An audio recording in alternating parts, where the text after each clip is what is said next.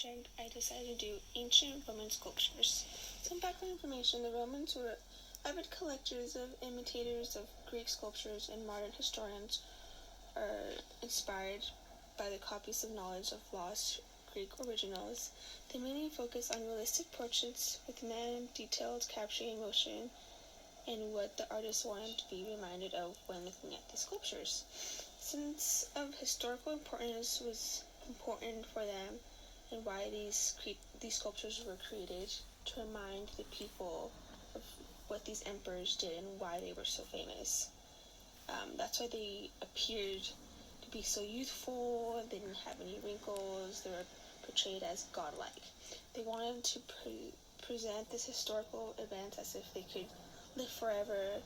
So by giving that appearance of youth, these gods could live forever in glory. So for the first sculpture that I focused on was Augustus of Prima Porta, the first emperor of Rome. The Roman Empire. Augustus evokes the power of imagery to communicate his ideology. The Prima Porta of 20 BC, named from the town in Italy where it was found in 1863. He was a great military victor, a superior of Rome religion. The statue foretells the 200 years period of peace that Augustus initiated, called the Pax Romana. In this specific sculpture, Romans often model their art based on Greek and other inspirations. Here, Augustus is depicted himself with the perfect body of a Greek athlete. He's youthful, virile. Despite the fact that he was a middle-aged man, they wanted him to seem as this big, glorified, godlike creature that he was, or his family was from.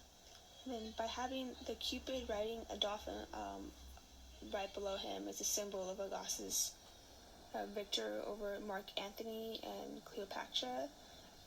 Battle of Victium in 31 BC, excuse me, which the conquest that made him the victor and an emperor.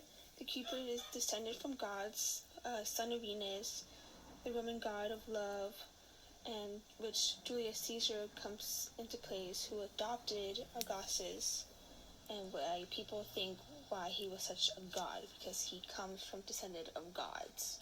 Now, as the breastplate that he's wearing, Augustus has the gods on his side, which is why he is an international military victor, and being someone who was adopted by someone so famous and popular makes him even more of a victor. In the central zone of the plate are two figures, a Roman and Parthian. Right, the enemy Parthian returns military standards, reference to international diplomacy victory of Augustus in 20 BC, when the standards were finally returned to Rome after battle.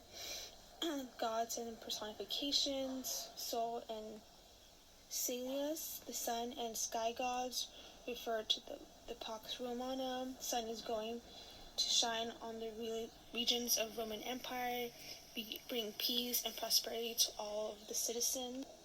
By having this detailed armor and just his stance, just shows how much he was valued and seen to the people of Rome.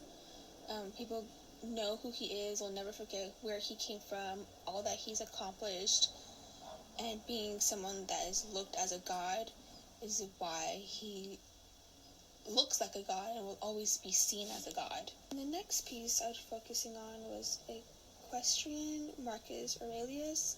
In ancient Rome, equestrian statue of emperors would not have been a common sight in the city. Late antique sources suggest at least 22 of these great horses were seen, copied on other media, such as coins, to distribute them more around the whole area of Rome. This was an important object not only for the study of official Rome portrayed, but also for consideration of monumental depictions depicted of the emperor elegantly mounted on top of his horse while participating in a public ritual or ceremony.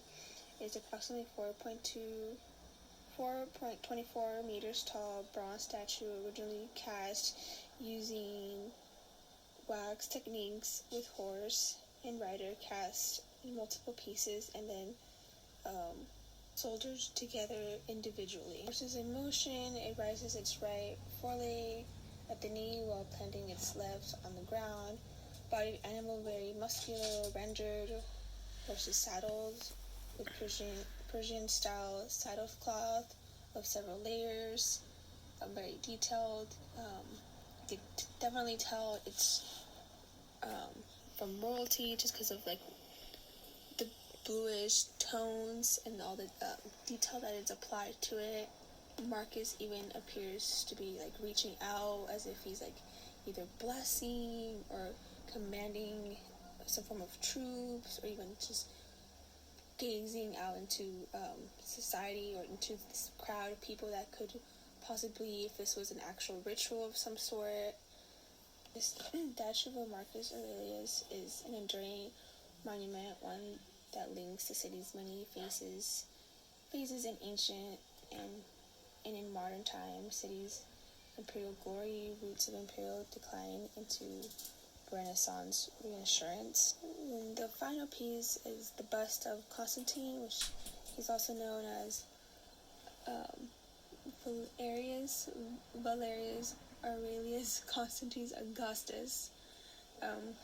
He was known as Constantine I, the Great, a saint, an emperor who ruled from 306 to 307.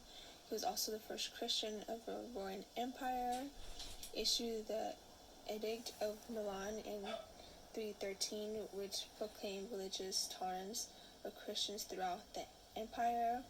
Also transformed the ancient Greek colony of Byzantium into the new imperial resistance as Constantinople, which would be the capital of the Eastern Roman Empire for over 1,000 years.